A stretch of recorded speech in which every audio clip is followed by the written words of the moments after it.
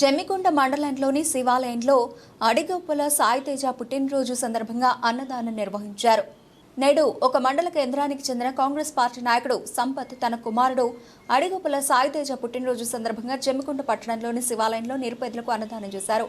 ఈ సందర్భంగా ఆయన మాట్లాడుతూ తన కుమారుడు పుట్టినరోజు సందర్భంగా నిరుపేదలకు సేవ చేయాలనే ఉద్దేశంతో శివాలయంలో అన్నదాన కార్యక్రమం ఏర్పాటు చేయడం జరిగిందని, తన కొడుకు శివుని కృపా కటాక్షం వల్ల చల్లగా ఉండాలని కోరారు.